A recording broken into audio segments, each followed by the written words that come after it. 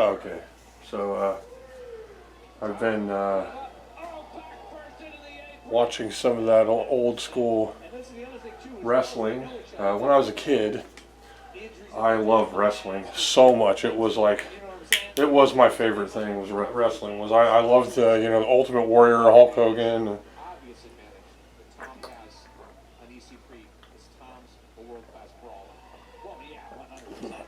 It was a huge part of my childhood. I used to wrestle with my brother. I'd make him sign contracts to defend his title and stuff like that. It was crazy. It was well, we moved to this house off the side of the road and had 13 acres of land and beautiful next to a little tiny, like a stream, river kind of stream. I always thought that's where we would live, like, after we moved there, but I guess it got too expensive to live there. While we were there, the people who'd owned it before us had like an extended driveway that went around to the back of the house, and in the basement they had a salon where they could like do hair and stuff like that. And so that was plumbing. All of the salon stuff had been taken out, all the plumbing stuff, and it was just big empty rooms in the basement. So me and my brother put like blankets and like mattress pads and stuff like that all over the floor, and it was like a wrestling ring. It was so much fun. So I went ahead and started playing around with the idea of making a better wrestling game for the 2600. I don't know if this is the match where Latimer wins the title or not, or if it's one where EC3 wins. EC3 is the guy in the gold trunks. Latimer's in the USA British trunks. And this is an older match. This is from the 20th season. I think it might be the first episode of the 20th season. It's either beginning of 2025 or end of 2024 when Latimer first got the title. I'm catching up because I watched WWE and got into women's wrestling especially because I love Rhea Ripley and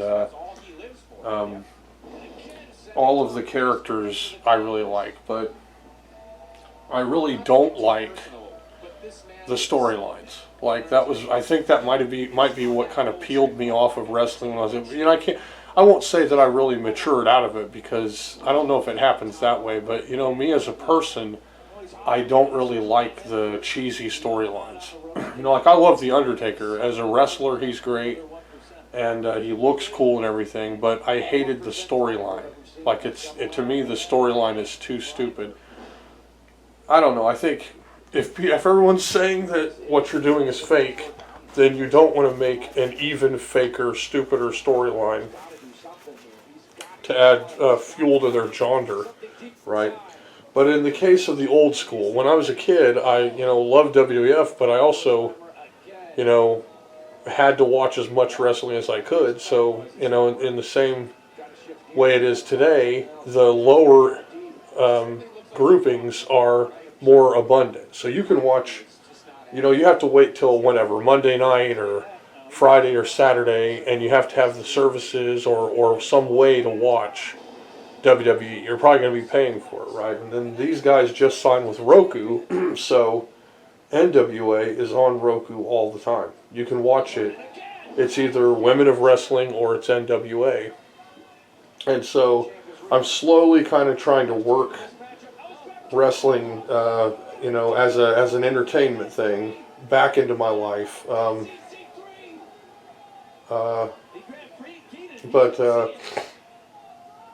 I was on a hiatus now, and I won't say I ever really, completely left, the wrestling fan base, because if me and my wife back when we were together would watch. When we were first together, we watched when Batista first started up. And we knew he was going to be a big deal. Then later he became a movie star, right? And we watched, my family and I, before I moved out, we watched Goldberg, and we loved Goldberg, right? And before that, in between, you know, like really loving NWA and WCW and CWA and all the other guys, I was a hardcore, diehard Ultimate Warrior fan. I also loved the Road Warriors. But then I found out, you know, over the, you know, past, you know, couple of months of getting back into wrestling, watching interviews and watching all the shows and stuff and trying to get up to speed, that all the wrestlers that I really loved, the other wrestlers hated them. Like, the wrestlers hated Ultimate Warrior because he was a bodybuilder with very little skill, and he was too stiff, and he wouldn't sell. He would no-sell people. And then what that means is that, you know, when you're hit by a punch or kick, you're supposed to react like you've been punched or kicked. And a lot of these guys won't do that, and it's called no-selling, right? And a lot of the guys are stiff, meaning that when they hit you super hard, and it's not, you know, it's not a little slap, you know, that you kind of get over real quick. It's like a super hard knuckle punch where you're bruised or you're hurt. Or you'll do a slam and you'll really, you know, hurt people with it. And so I've learned that for whatever reason, you know, Ultimate Warrior, he was too stiff. Like, he'd grab him by the crotch and by the throat when he did a gorilla press, and they'd fall, and from whatever his extended arm height was, you know, 8 feet or something like that, 9 feet, hit the ground super hard. The Road Warriors, they would just beat the living crap out of people, and I loved them. Goldberg, he would just, you know, legit spear people like an NFL move, basically. Like, he would fly straight at him and hit him full force. He would hurt people. Like, he apparently ended Bret Hart's career by, you know, like, ox kicking him right in the face, right? Like, he broke his face and gave him severe concussion from hurting him. And so what that did was it made me kind of think through the wrestlers that I, you know, as a kid, kind of evolved into really liking. And so at first, of course, it was hero archetype, good guy, Ultimate Warrior, Hulk Hogan. I hated the bad guys, loved the good guys. But then as the comic book style BS storyline started taking over, and as I started kind of veering off at WWF and watching more WCW and WCWA, I started really appreciating them for the wrestling. And so then I actually started liking Ric Flair and the Four Horsemen and, you know, Sting and some of these guys. You know, it's like I really liked the wrestling. Whoa, that was it. So that was Latimer winning the championship, I guess. And I hope I don't get, like, copyright striked or whatever for even showing this. I'm just reacting to it. How about that? But, so I decided I'm going to work on something while I'm working on these other games. Just put together a project to see what avenue I would take to make a better wrestling game. Okay, so to make a wrestling game for the Atari, what will it take? Well, what it would take is figuring out how to put as much on the screen at once without, you know, breaking the Atari. Games, so far I think there might be 2 wrestling games for Atari systems, and both of them are the same game. There's the 2600 version and the 7800 version, and it's they're essentially, you know, just terrible. There's a title match. There's a title match pro wrestling, and then there's a title match for the 7800. Now the 7800 has great graphics compared to the 2600, but the gameplay really isn't that great. I remember playing the 2600 version as a kid and just thinking, you know, it's okay, but it's just the gameplay is really not good. And so I never really got into it that much. I think I spent a few days learning some of the moves and trying to get somewhere in it, and then just kind of peeled off and like, it's not a good wrestling game. You know, back then eventually I played pro wrestling. That was the first game my mom actually bought us for the Nintendo. Like, we got our Nintendo, and then they got us Trojan to play on it. So we had, Super Mario Brothers. We didn't have Duck Hunt because it was a single gamepad console. It didn't have the light gun, didn't have the multi-cart. It just had Super Mario Brothers, one gamepad, and then they got us Trojan. And we played the crap out of Trojan. I remember beating it like once or twice. I beat Achilles in it. Super fun game. One day we're in the store and me and my brother are like, oh man, if only we could get a Nintendo game. She says, well, okay guys, pick out a cheap one, okay? Don't get a super expensive one. And so I was nuts about wrestling, and I was like, wait a minute, right there, that's a wrestling game. So I was, okay, let's get that. We took it home. My mom was like against it anyway. She hated it. She didn't want to get a video game anyway, right? Then I put the game in the Nintendo. And for whatever reason, when I put it in, it was like not connected all the way. And so the graphics were really messed up, but the game was still playing. And she said, see, look how terrible that looks, right? Then I took I like pushed the cartridge down and up and then back in again, and it corrected it. And I said, now look, see, that's how the graphics are supposed to be. And she said, oh, okay. Me and my brother played pro wrestling on the NES so much that our thumbs were literally blistered. I blistered my thumbs playing it because it was a game where you button mashed to try to get moves to work. I remember, I think the Christmas after that, we got Super Mario Brothers 2, and we got a NES Advantage. And the NES Advantage had the dial turbo where you could crank turbo up. And once we got that, we would actually start beating pro wrestling because you could just hold down the buttons with turbo cranked up and most of your moves would get done. And I remember my mom played like Super Mario Brothers 2 and beat it, and we watched her play it and beat the game. And that was, still is probably my favorite Super Mario game is the second one. Of course, you find out later that Super Mario 2 was not a Mario game. It was like Doki Doki Panic or something, and then they changed all the characters to Mario. That's why it had digging, it had like turnips and vegetables you could pull out of the ground and throw at stuff. It had warp worlds, it had different enemies, all the bosses were different and stuff.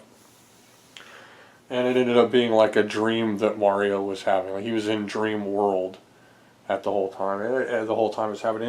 That is an excellent video game. I think it's significantly better than any of the Mario games as they are. The style is different enough, and you can pick from 4 different characters. The princess floats, and Luigi runs while he's jumping, and it makes him kind of wobbly. And Toad's really fast and strong, but he can't jump very high. They have charge jumps and stuff. That was a great game. I remember watching my mom beat that game when I was a kid. So then we got one of the wrestling games that was from a different company. I think it was Tecmo or something like that. And I remember beating that game. Like at the end of the game, the ring like cracked open and this monster came out of it like from hell, right? Like you're fighting a terrible monster from hell. I remember beating that game and just loving it. And it had like announcers and zoomed in images of the wrestling while it was happening. It was like it was a really, really great wrestling game. But for the most part, and I still feel this way now, wrestling games suck. Like they just don't get it right? Like, okay, I watched a video where a guy was talking about, he was rating the different wrestling games that he liked. And he was going through all of the wrestling games. These were from the 16-bit era, okay? The one he ended up picking was WrestleMania the arcade game. And even though I think most wrestling games suck, that game sucks especially bad because it like take for instance Doink the Clown, right? Like all of a sudden his fist will be like the size of a watermelon when it's punching you, or his foot will be super, super big when he's kicking you. All of a sudden, like Razor Ramon will have like a 2x4 that just appears and he's hitting you with it. It's not like you go outside the ring and reach under the ring and pull out a 2x4 and hit someone. It appears out of nowhere when you're doing that certain move. It makes it so stupid and terrible that I can't even stand that. I cannot play it. I can't. So I'd say Saturday Night Slam Masters is probably better than any of them, but it's really very much like a fighting game with some pretty cool like special moves mixed in. You know, Capcom did a great job with that. But you know, that's I don't know. Of course they're going to be good at it, and it's got Mike Hagar before he was the mayor, so it you know, kind of worked that into it, and you know, that's all cool. But for the most part, and even today, I think maybe it's like a curse of wrestling games, right? Because people constantly make fun of all of the glitches and the mess ups in all the modern wrestling games. Like, I'm sure there's probably at least a video out now of you know, 2K5 or 2K25 and how terrible it messes up. You know, they make it look real, but then the game messes up really, really bad. And it's probably because you know, wrestling is so multi-dimensional that to try to program something that can account for all of the things you can do as a gamer is impossible. You know, this isn't a game where, you know, like RE2 Remake, where you're pulling a gun out, you're aiming it at something, and you're shooting. And then the guns have different impact, and you have items, and it's mixing items. That's cool. Wrestling, it's like at any time you could punch, kick, grab, body slam, suplex, throw out the ring, climb the ropes. You can. There's so many things that it's supposed to try to allow you to do in the game. I kind of can see why programming something like that would be, you know, an open door for glitches and things. So I will probably try to make my game slightly more linear and then more approachable than some of the efforts in the past. I think something more like Pro Wrestling for the NES and something less like Wrestle War, or maybe like something like Pro Wrestling for the Master System, which had chibi graphics and things. So I went through the different possibilities, like how I could set this up. And the first, of course, I used two different kernels for most of my games through Visual Batari Basic. The first is standard, and the second is multi-sprite. Okay, now standard, standard with super chip, you can have higher resolution background. Standard without super chip, you can use PF heights, which allows you to change the width of each row, but you're still kind of limited. You can only have like 11 rows for your backgrounds. And so, you know, that's very difficult to try to work something as complex as a wrestling ring into the imagery. The way I do graphics, I want my graphics to look like sprites, so it's going to take up 2 sprites for every 1 image of a character. And the backgrounds have to look good. So with multi-sprite, I can have up to 5 sprites, but they can't share the same horizontal plane. Otherwise, they will cancel each other out or flicker each other out. But you can control the line width, I guess resolution, of the multi-sprite kernel. So you can have 88 rows that are where the lines are really thin, 44 rows, 22 rows, or 11 rows easily. And every row, every time you decrease the number of rows, you increase the width of each line. And so what I did was I tried to combine an 88 row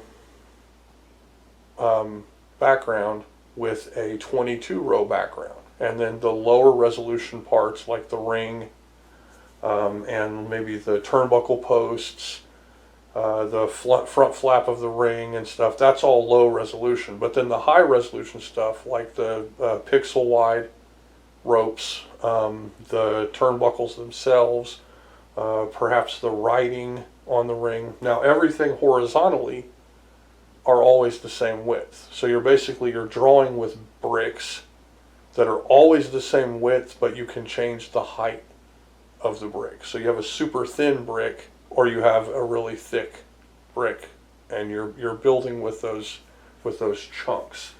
So and then just for fun, I went ahead and tried to kind of toy around with a title screen, although I'll probably omit the title screen or change it because it takes up a considerable amount of space just to show the picture.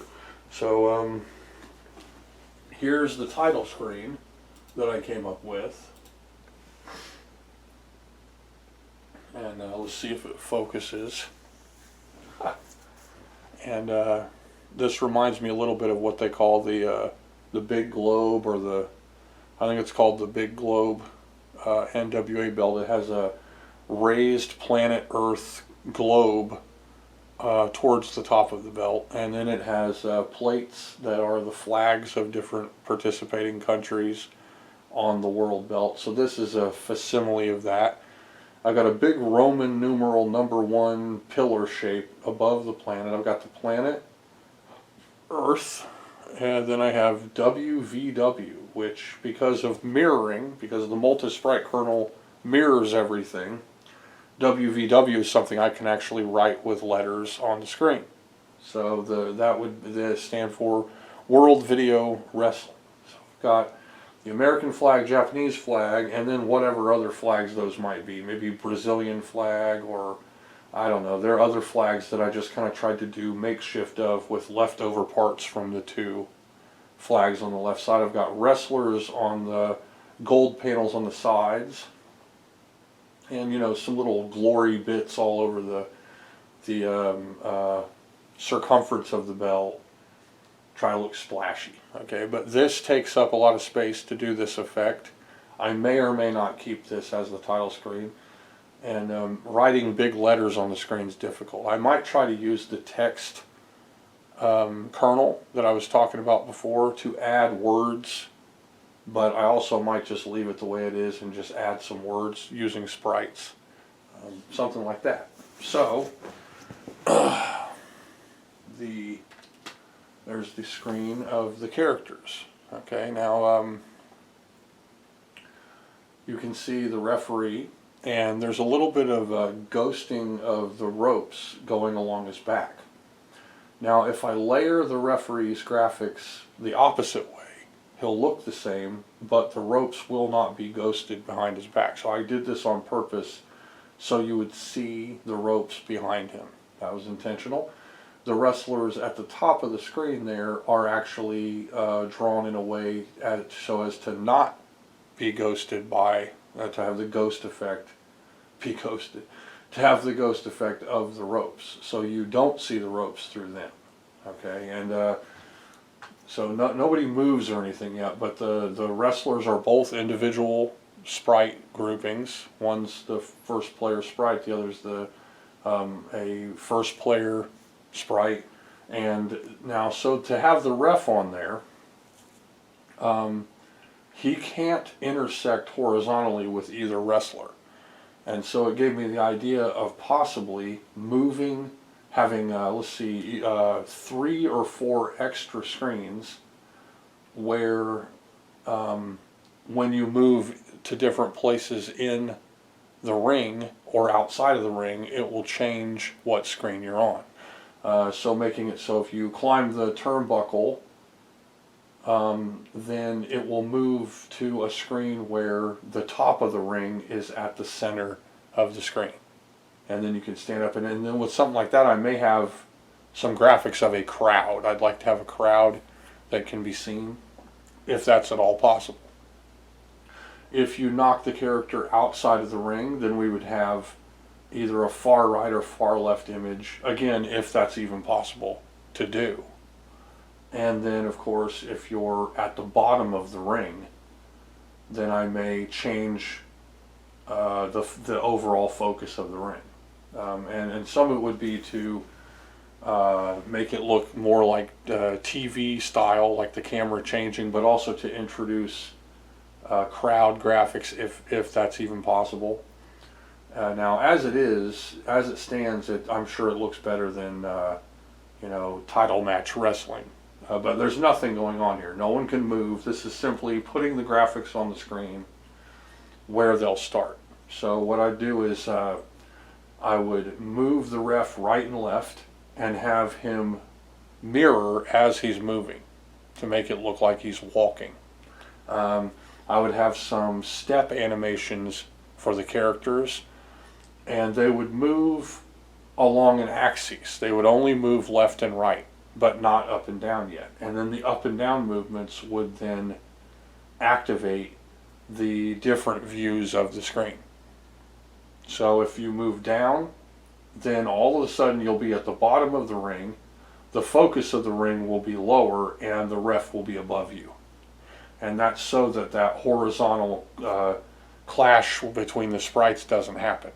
If you move up, then the top of the ring would be in the middle of the screen, and then the ref would probably still be at the bottom, but maybe out of view, or maybe not even be visible at that point in time.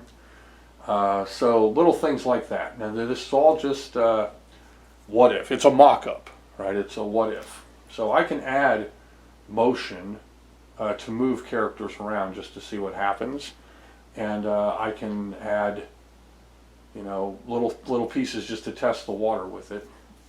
One idea I had was to, if it's possible, because this is all testing out what can be done, is having a couple of universal bodies and then have different heads that can then be put on those bodies to create different unique wrestlers. And so then it would be, you could have different hair color, you could have different skin tones that would then match. You could then have presets where you're cycling through wrestlers and then each of them uses the same body but with different colors and a different head.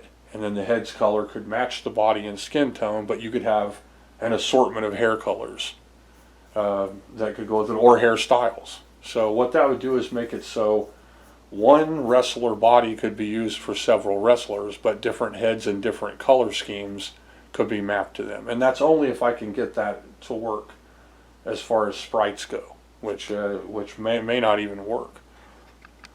So here we have Title Match Pro Wrestling for the 2600. And, you know, I won't say it's really a terrible game, but, you know, as I go down the list of things that I want for my game, first off, I want the better looking graphics. So I don't want the rows of lines, you know, rows of color like with Atari games. It does seem to have a tag team kind of thing going on, but the problem with the game is there are only 4 wrestlers to choose from in the entire game. So I definitely want more wrestlers to choose from. I like the look of the game, but when you play it, it has kind of a, I don't know, it has kind of a cheapness to it. Like, I've seen ways to just like body slam someone over and over and over again and win. Like there's, the game seems to play kind of recklessly.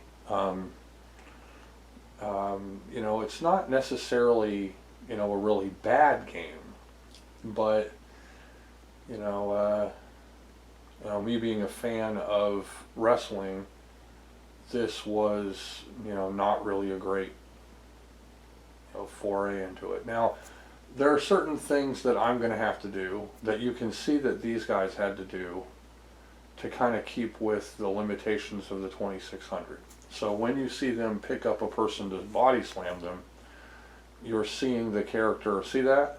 Kind of, they're planking kind of, right? And it looks weird.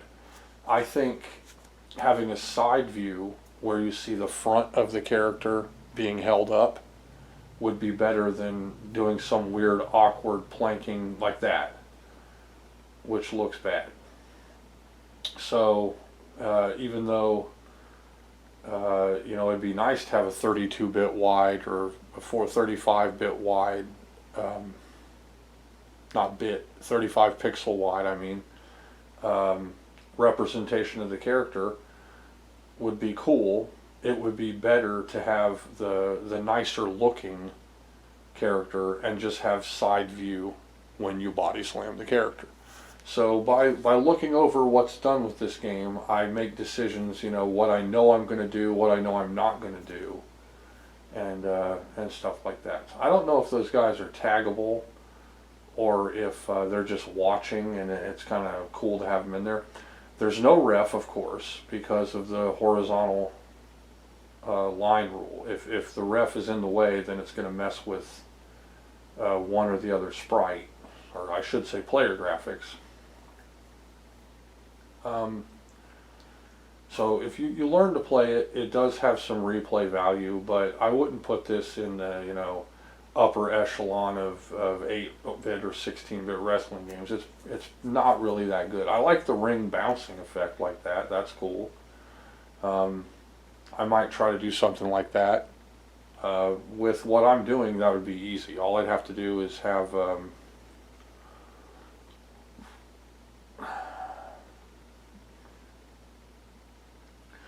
one too fewer, one too many lines on the screen, and it would immediately shift the screen briefly.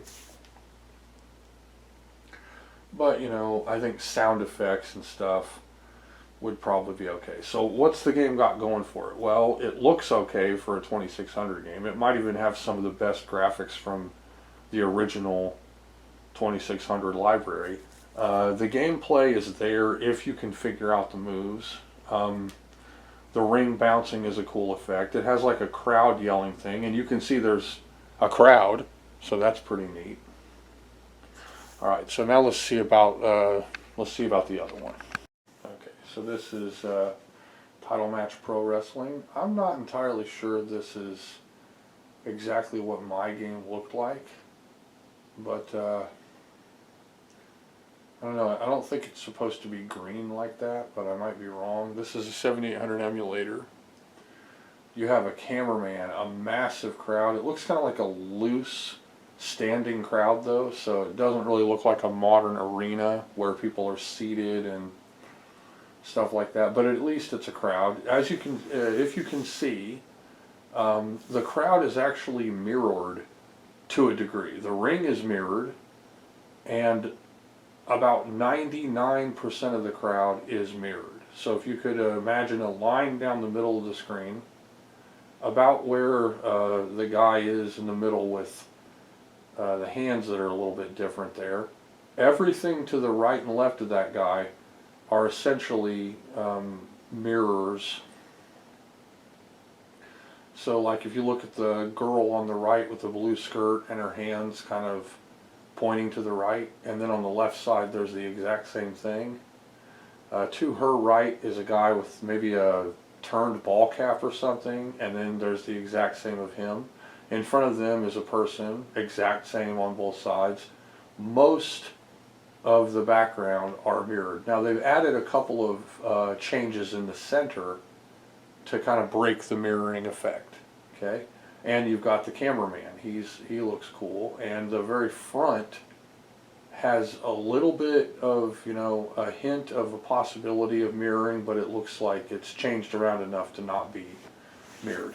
The bodies of the wrestlers themselves seem to be the same, but with some mild differences. The chests and the muscles are pretty much the same. The arms are the same. But there are some accents. Like the guy on the bottom right, I think he's a Native American with, you know, like a flap and his hair pulled back. The guy on the left is more like a normal wrestler, just with the wrestling shorts, boots. The green guy, I don't think he's supposed to be green. I think the color palette's wrong in this game. He's a lot like the guy at the bottom left. He's just a recolor of him. And then the guy with the mask, who has like a wrestling kind of gimp mask and black pants. Okay. Now it's got the screen shaking. The graphics are considerably better. Now when I owned this game, I noticed it was going for, you know, a lot of money. So I went ahead and sold my copy of it, because I mean, why bother? Why bother owning a game that you're never going to play, that you don't like? And you know, you can play that gamble of whether selling it is worth it. And so yeah, I sold my copy of this game. I think I might have sold the other one, but I think it was this. I sell games if I have them and I don't like them and they're worth money, right? Sometimes I sell games if I have them and I do like them and they're worth money, right? Okay. But this is the 7800 game. Title match pro wrestling. Now, what's the problem with it? There's still only 4 characters choosable. Actually, they're the same characters as title match pro wrestling for the 2600. Same names, same characters, just a little bit better looking. Of course, someone's using the graphics chip to give you better looking graphics. I like that it says absolute on the ring. That's cool. The ring looks good. It has a bit of a, I don't know,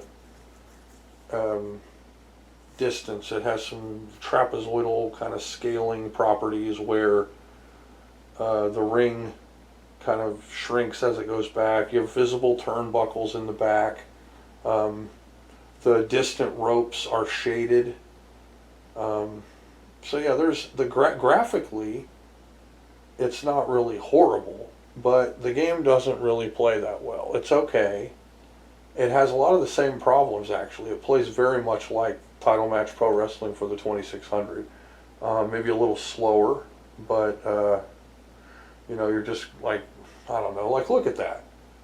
See, he grabbed him and had him up on his shoulders to body slam him, but then they kept on moving around in like a figure 8 pattern. So, I don't know, there's something about it that just kind of seems off rails. I don't know. And so it's it's an okay game, but I'm not going to put it in my upper echelon of great 8-bit wrestling games. I would say that, you know, Nintendo Pro Wrestling is significantly better than either of these games. So I'm going for a better experience than these 2 Atari games. I'm aiming for a higher standard if it's at all possible. Okay. Okay, now here we have the game I had when I was a kid, Pro Wrestling. And of course we have words. Wow, big old words. Names, special moves, weight. I always picked Starman. He was my favorite one of all of them.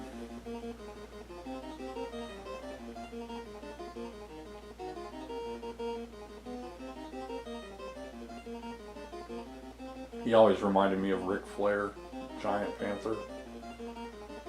The Amazon. He looks like he's wearing a monster costume from some store. King Slender. He's kind of like Lex Luthor or Luger. Lex Luger. Sorry, it's easy to get those guys mixed up. Let's zoom in a little bit. Okay. And I mean, I don't think this is going to show. It'd be nice if it would have some demo wrestling. I don't know why I think it maybe used to.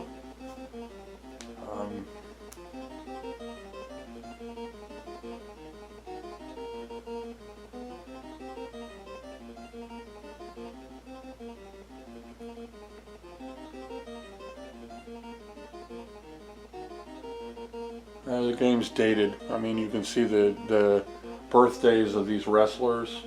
1961.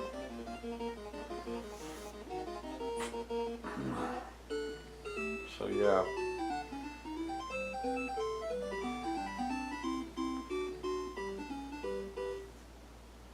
So he'd be like pushing 70, maybe in his late 60s now. Now, I wouldn't be surprised if the Hayabusa guy is actually based on a real wrestler, and this might have had, you know, real characters or likenesses in some other form. Maybe it was from New Japan or Japan Pro Wrestling or something. But, alright, let's see. Okay, so let me get my mouse out the way.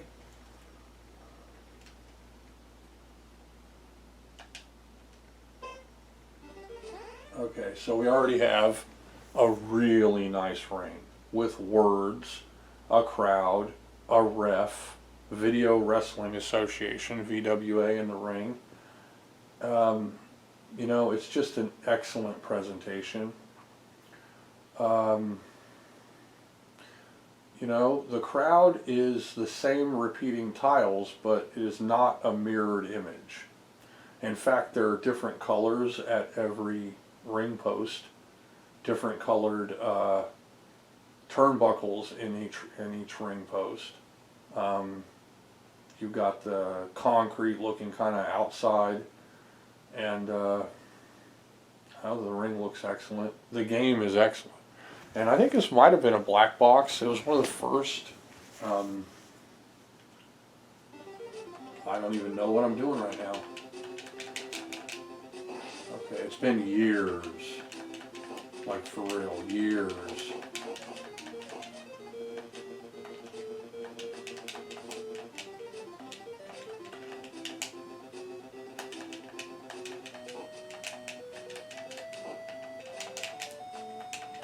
Just so you can run into each other. I love that. I think you can stop yourself from running too. Oh yeah.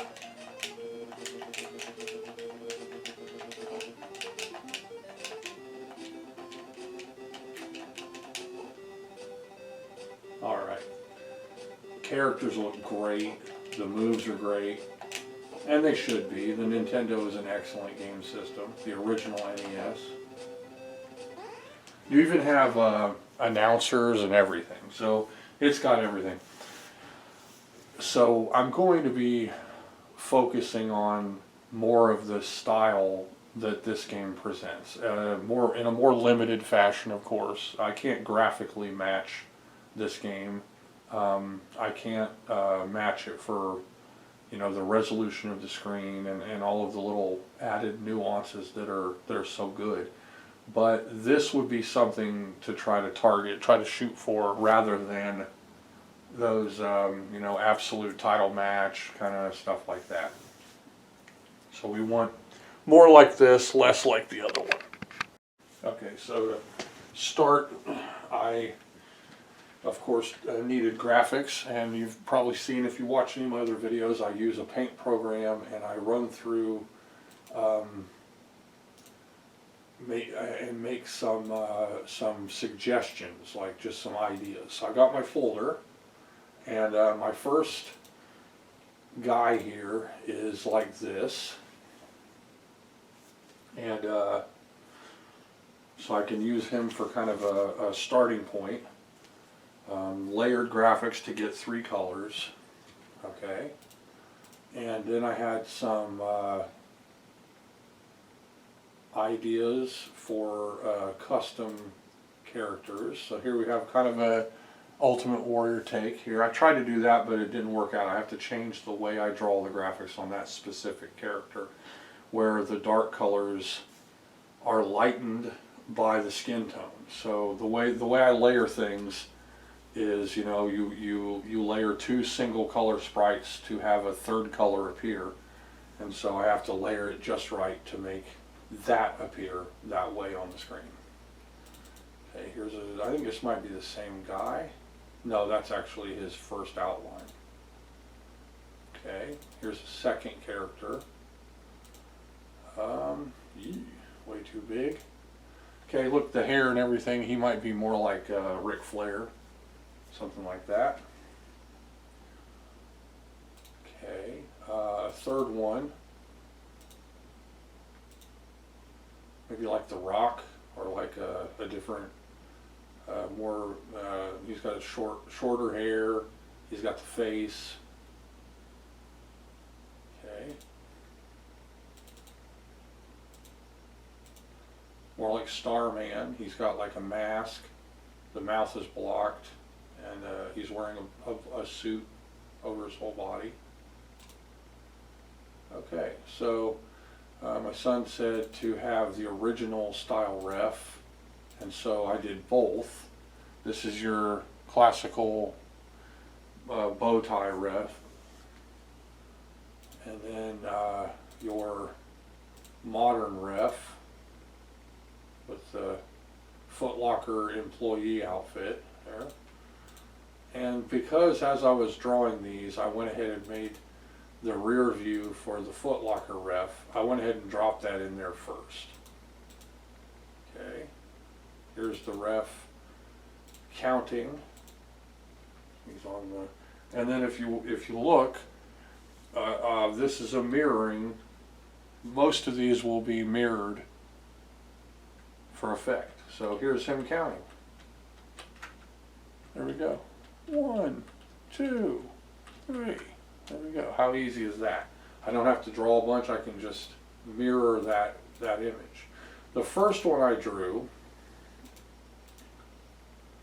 was this guy, and it was actually before a couple, maybe like I don't know, a week or so before Hulk Hogan actually died.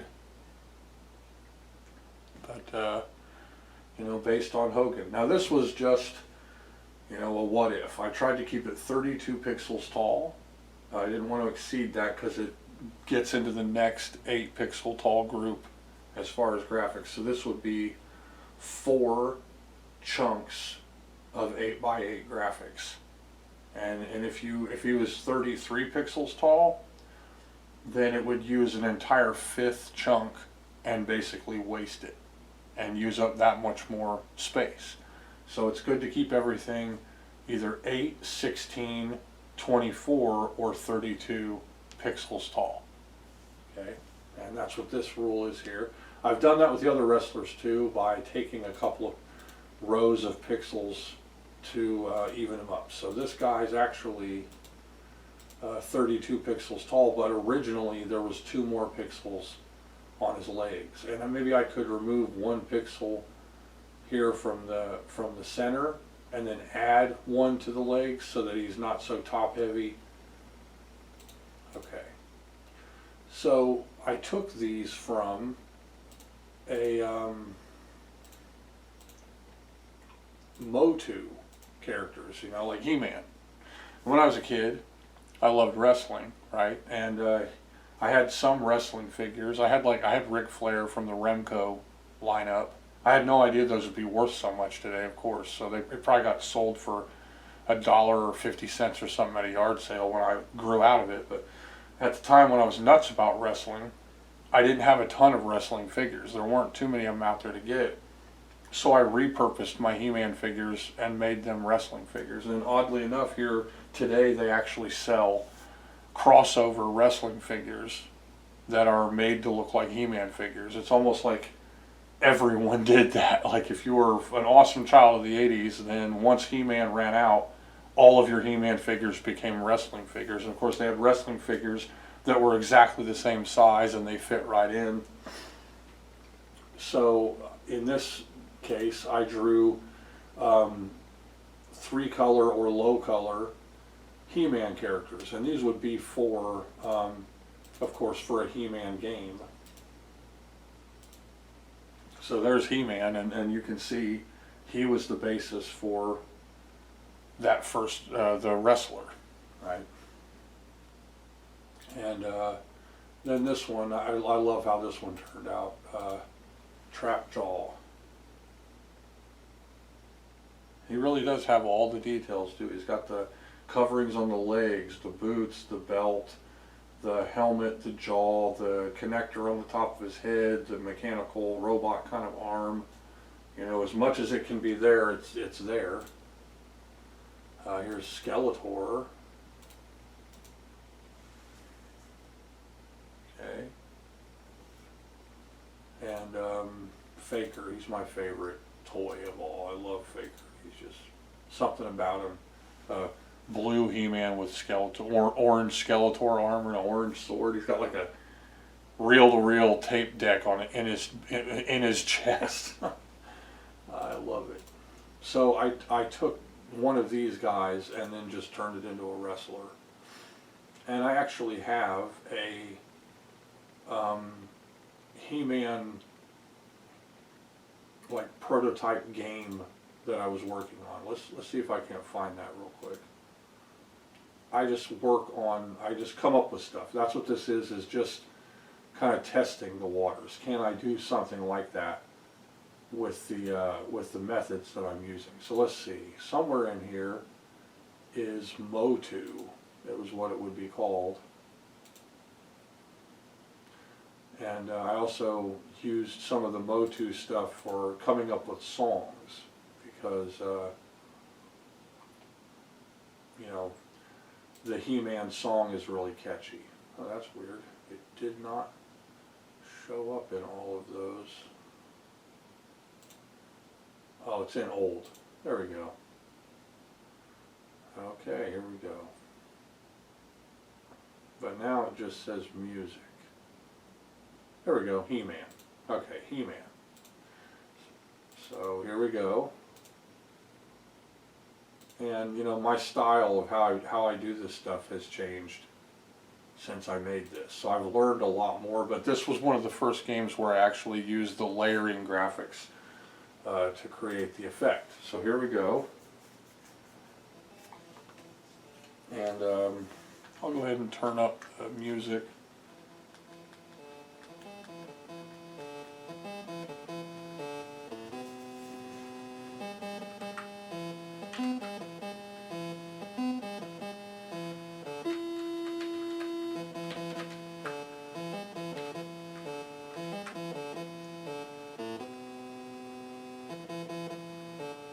Almost looks like some nerdy demo. But you've got Orko, and then what I wanted to do, the idea was to make a cartoon storyline that matches up with the way the cartoon worked, where He-Man is essentially invincible and can pick up entire mountains to dump water on burning villages, right? He's Superman basically, only he's a barbarian. And then the comic book version of it, where he is a barbarian that found high-tech armor. He's not invincible, stuff like that. I really loved the comics, dude. Those little comics that came with the figures, phew, that was great. Great idea. So you pick which one, and you got Orko there, and then when you hit the button, there we go. So now I've got Skeletor with his staff, He-Man with his sword. His sword looks like a pool noodle. Now I know how to draw the sword better, so the newer ones of He-Man look better than this. The Castle Grayskull has visible lines through it. Now I know how to make that castle to where it won't have any lines through it like that. So even though this was pretty cool looking to begin with, I have better methods now and could actually make this significantly better than what's seen right here. I probably will one of these days. Which brings me to one of the reasons why I made this video. It wasn't just because, you know, I kind of got bit by a wrestling bug and I wanted to play around and see if I could make a wrestling game, but also because I got in touch with the guy that talked to me about getting Yeet Fighter published for the VCS. And he's sending my work to Atari, and he showed me the sketch of what might end up being the art for the box or manual or for the game or whatever it ends up being, and it looks amazing. Like, the artwork is incredible. So that was a very positive experience. The guy is really positive. I want to tell you, when you meet somebody that is actually a positive person to interact with, that's a breath of fresh air, and he really is, like, seems to genuinely want to help me get this game out there and get it published, and it feels really good. I even told him, I said, you know, that all I really want is a chance to get my game out there, and that if he sends this to Atari and they turn it down, at least I got that chance, you know. And so I really hope that they'll accept the game. But now, as you can see, Skeletor has his staff, right? And I used ball and missile sprites to create the Havoc staff, and I used a missile for the sword. Now today I know how to make that sword look totally real, so I don't have to have it be a big stick like a pool noodle. But the He-Man figure, the character himself, looks pretty good. It's not, you know, it's not awful. Let's see if I can get a halfway decent look at him.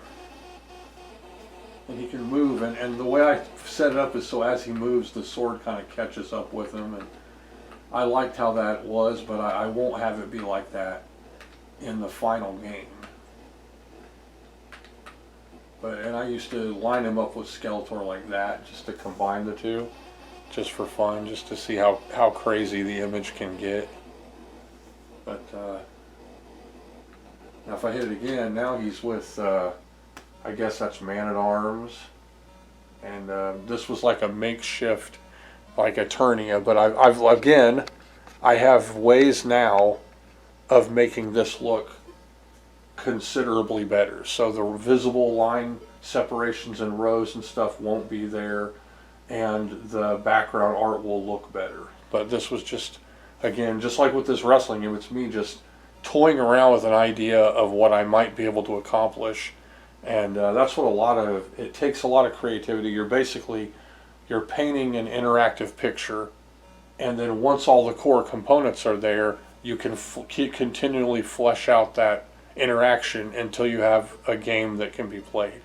And it's not really that easy when it comes to how to deal with variables and coordinates and how to work with collisions and collision detections and interactivity. That's all, much more technical and more difficult. But when you first start out, you're just making kind of an interactive demonstration of what can be done. And it's very rewarding. That's what the wrestling game is that I'm just, the demo here that I'm showing off. I guess a mock-up would be better to call it a mock-up, because it's not really a demonstration yet. It's just a picture. But because that picture exists, it can be continued upon to make a functional interactive experience. It can become a video game.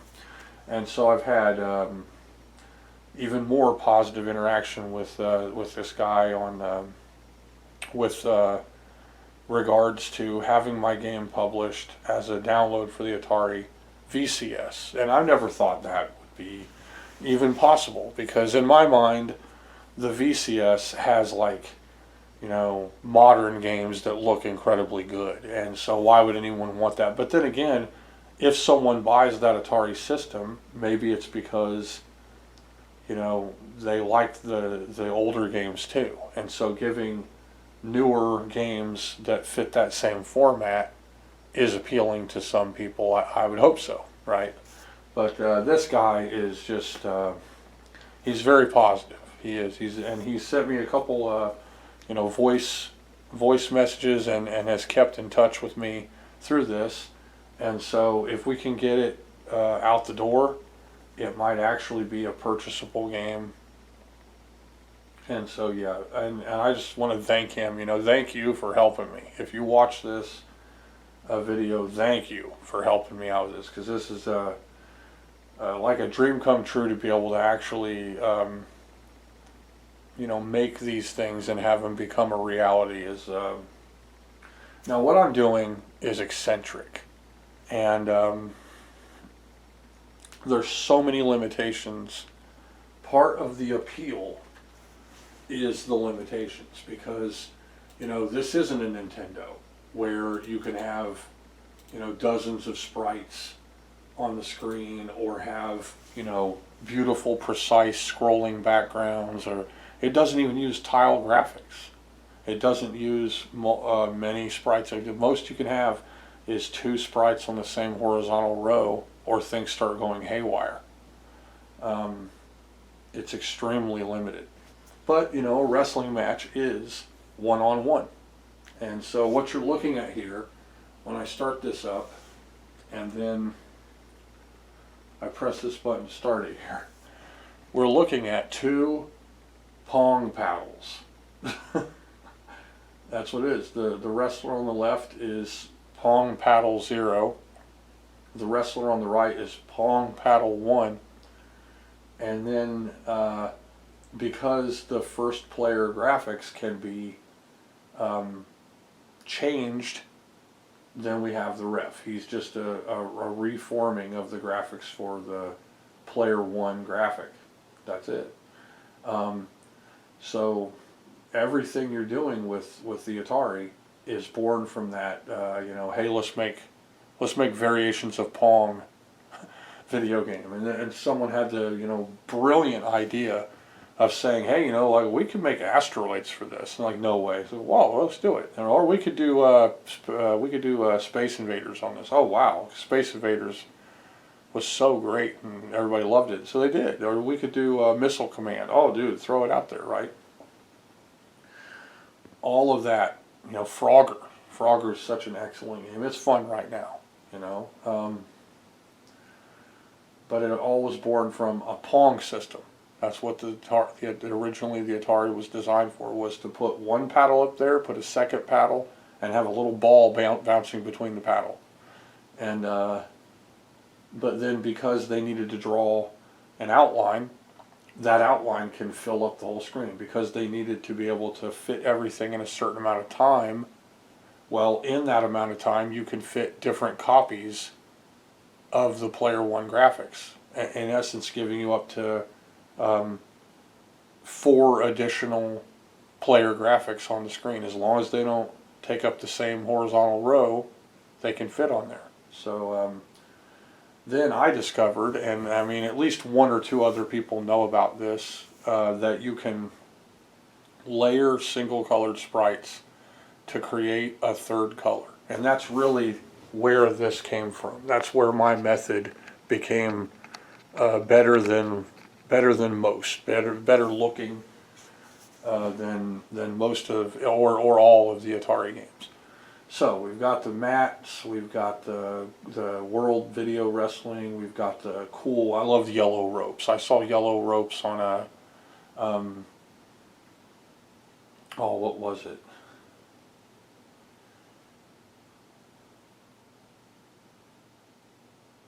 NSA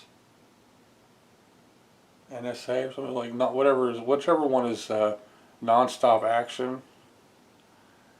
They had yellow ropes, and I was just, oh man, I want yellow ropes. So I had to go for the yellow ropes. So yeah, this is one I'm going to play around with while I've got all these other demos. And I talked to him, and he said, okay, you know, I asked him, I said, of these demonstrations, which do you think are okay? And he said, well, okay, like the Resident Evil one, we might not be able to do that. We probably can't because it's obviously, you know, Resident Evil. And he said the Ghostbusters one probably can't be made, regardless of what we call it, because it's obviously the Ecto one. It's obviously Ghostbusters with their proton packs and stuff. He didn't say that. He just said those 2 probably can't be done. But then he said the transforming warplane one, right? He said that one could probably be done. He said, and he said either way, he's interested in how the other 2 turn out. So worst case scenario, I'm just throwing these games at people just to try to get a reaction, right? Like I'm just throwing them at people. What do you think? Poof. What do you need? Kind of stuff. Best case scenario, Atari says, hey, we like your stuff. You know, cough up more of these, and we'll see if we can sling them at the store, so people will pick them up for a little bit of money and play them on their Atari VCS. Okay, so let's look at maybe a couple other things before I end this video. This was one.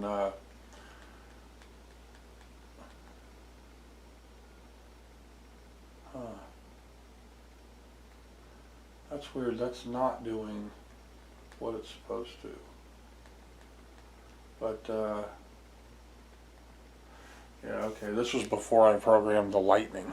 Okay, I'm sure this is right. So let's turn up the volume. Okay.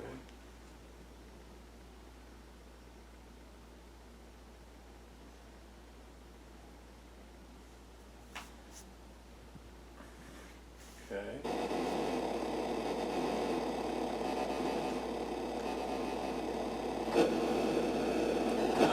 Now if you look closely, every time the lightning flashes you can actually see Sonic on the left side of the screen.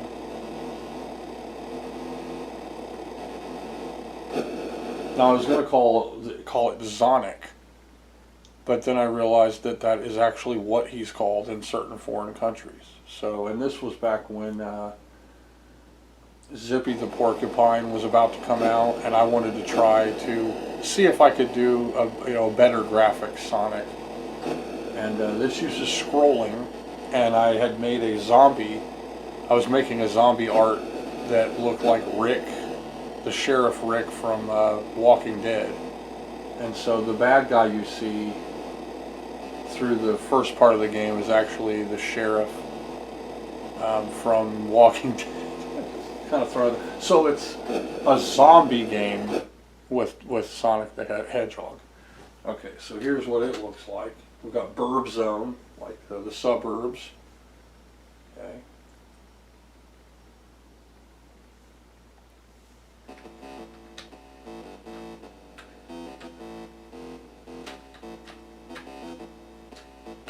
So there it is. That's the zombie sheriff.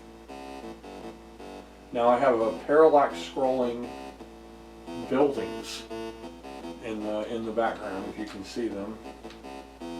As the backgrounds scroll, see the buildings get further along there. There's no damage yet, and I didn't link together the scrolling perfectly. So you'll see changes in the scrolling suddenly. See that? It's almost perfect at where it lines up with the tree, but you'll see like a house, and then it will disappear and be, whatever, a field. Okay, now you've made it to the buildings, and there's a bad guy I was going to have him fly around and shoot stuff at you. So now this used shading and layered graphics, which takes away missile sprites for one of the characters. And so the bad guys used line rows that are then layered, and Sonic uses shaded line rows that are also layered. And I think it looks pretty good. I'm going to turn the sound down. It'll be kind of annoying.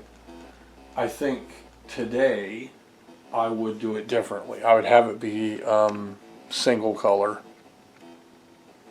But you can see he actually has pupils for his eyes, but they aren't as dark as what I wanted him to be.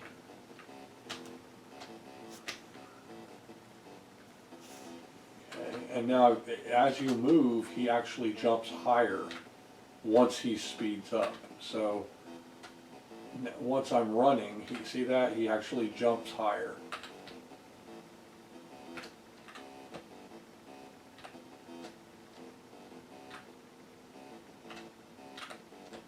So, yeah, and he's got the color tinges. Now, I thought this was okay, but I also thought I could do a much better job later when I started trying to figure out how I would do something like this. I would want better looking backgrounds, obviously. And I'd probably use, if possible, combinations of the PF heights to change the way the backgrounds are. 'Cause, having like one clean square as a building face is better than having lots of these weird separated rows for everything. So again, this was before I knew what I know now, obviously, and but I like him. He looks pretty good. I think he looks better. I mean, I'm not trying to crap on anybody's work or anything. I love Zippy the Porcupine. It's an excellent video game, and this is nowhere near even being usable or playable. And that game's finished, and everybody buys it and wants it and plays it. So, but I think the graphics look better on mine. Okay, and that's it. I've got the graphics, but maybe I'll make a game like that one day, and I could make a Mario game where it has, some better looking graphics than what's been done too, because these methods are different. They're eccentric, and I don't want to follow the Atari line color kind of trappings for any of my games. I want them all to have sprites, not lines of color, player graphics, or single color, but actual, sprite graphics is what I'm going for. Okay, here's another one I've been working on. I've set it up. This was meant to be like a DOAX, like Dead or Alive Extreme Beach Volleyball, right? Where you buy gifts for your friend and you play volleyball, and then there's mini games and stuff, and it's a beach setting. I want to make a series of games called Cute, so Cute Beach, Cute Kong, whatever, you know, just adding little accents of cuteness everywhere in the game. And so here I try to do a scrolling cityscape under the plane, and it's okay. You know, it's not great, but you can see what I was trying to do there. The colors are a little funky. Okay, so let's start it.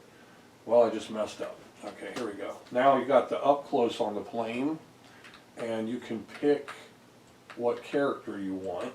I think you might be able to pick. There, yeah, you can pick from 2 different characters here. Okay, so I'm actually going to pick these 2. Let's pick these 2.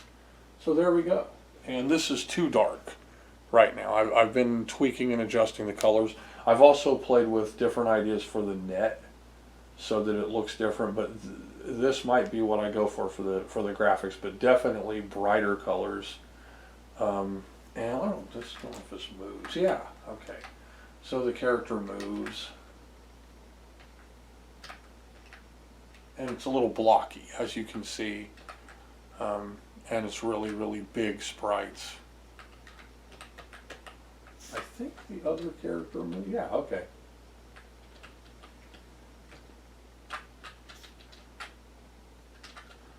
Okay, so what I need to do is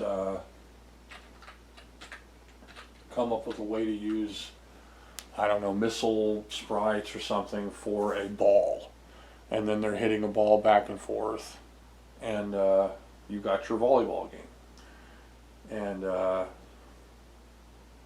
like them. I think they're pretty cute characters. But again, like I said, the graphics are too dark to be used yet. It's part of that fine-tuning process where you're trying to find colors that look good on a television and don't flicker or flash, but also can retain the artwork. Also, I think their abdomens are too long. I would lower the length of their abdomens so that they're shorter characters. Try to aim for that 32 pixel tall mark. And so these are all just demo prototype kind of characters. And I actually drew like serving and spiking and squatting to hit the ball, all the graphics for the characters to have them playing volleyball. But I want them to have mini games and a beautiful like poolside or beach settings, just like DOAX, only it's on the Atari, right? So you can see that's kind of choppy running graphics. She doesn't really move that fast.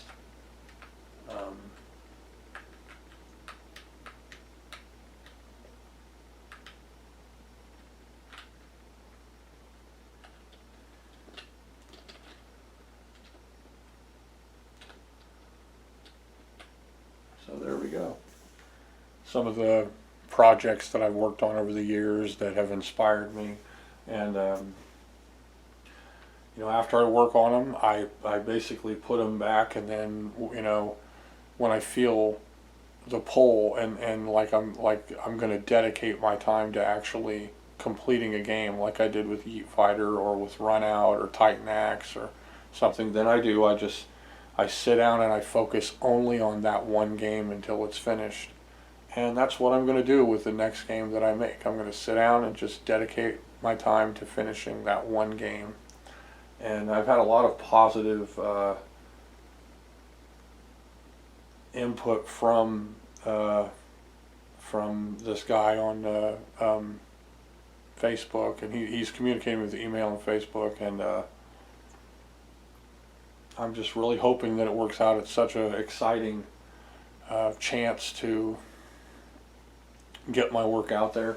And I have I told him this too. I have endless ideas. Like the ideas never stop. I just keep having ideas, and there's not enough hours in the day, and there's not enough time to really do everything that I want to do.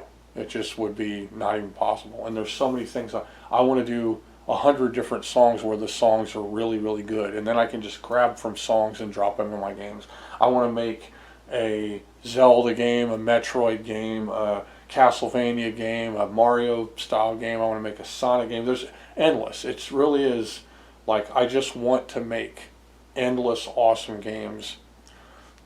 And this is so appealing to me because it's so limited. It's just like, how do you even get any of this to work? How do you get any of this to look good? How do you get it to animate properly? How do you get it to function as a video game? And it's so many challenges. Eventually, things got so easy. You're just like, tiles, drop the tiles in there, put the tiles everywhere. You've got a background. Put your sprite on there and set up some frames and timings and stuff, and then you've got an animated graphic, and set up collision detection, joystick inputs and stuff. And they, by the time the Nintendo came out, tiles were everything, and the graphics had really grown to the point where prior to that system you still had games with single color graphics mixed in with some multicolored graphics, more crude background elements, like with the ColecoVision or the Intellivision. But then Nintendo solidified that every sprite is going to be multicolored. All the graphics are going to be tile, really nice looking, fine scrolling backgrounds. Everything's got to have good music. So they really solidified that. But now in this setting, a system that never had good music, that never had tile background graphics, that never had tons of sprites to work with, that's a harder system to deal with.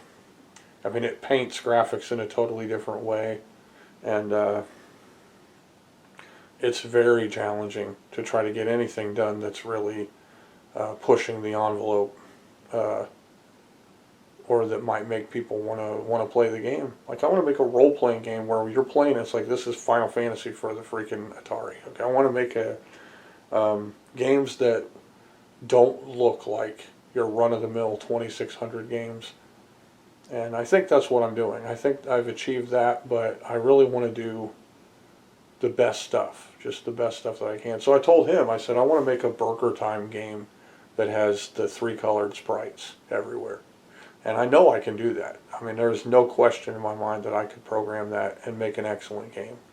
I have a lot of ideas, so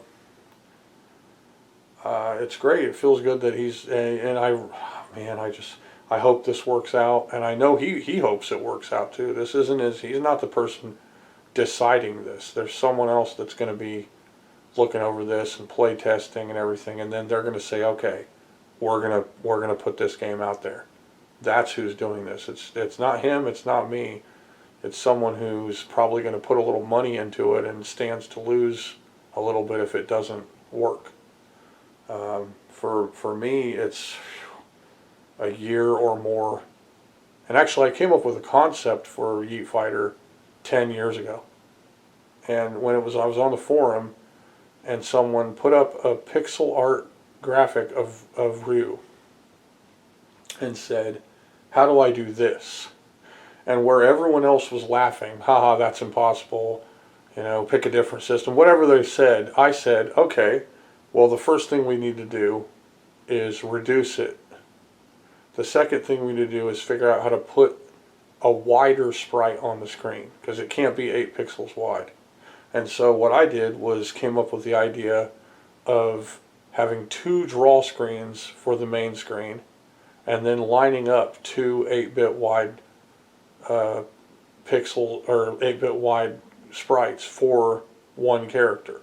And even though it followed the line rules that I didn't like, you ended up with a 16 pixel wide character instead of 8. And then I redrew the characters, and I made the game. I made it. It was called Street Fight World. And you could pick characters, and they had a couple of fighting moves, and it looked okay. But eventually, you know, when everything kind of fell through with all of that stuff, I realized that if I'm going to do this game, I'm going to do it a different way. Because there were some shortcomings. As the graphics were updated, the two halves of the character would kind of separate a little bit as the character was in motion. So, you know, you really had this effect like you're looking at two sprites, and they're kind of independent of each other even though they make one graphic. And it was nice, but it wasn't what I was looking for. So eventually I did say, okay, what if I make 8 pixel wide, but I layer the graphics and get 3 colors out of it? And that's what I did with Yeet Fighter. Okay. And it has fireballs and whirlwind kicks and uppercuts. It has one of the characters throws a bowling ball as her projectile weapon. It has one background that's an animated helicopter that looks really cool. It has, you know, just great characters, really cool fighting and stuff. Is it Street Fighter 2? No, it's greatly limited in how many moves you can do and what can be done. But it's the only game like it for the Atari 2600. So there. Anyway, keep up with me if you want to see these games get developed. The future of my programming videos is going to be tips, advice, but also the ability to follow through with me with the creation of these games. So I don't know, maybe someone could suggest from my last 2 videos a game to focus on so that I can laser focus on that game until it's totally finished. And we'll see about getting another game done and getting it put out there for people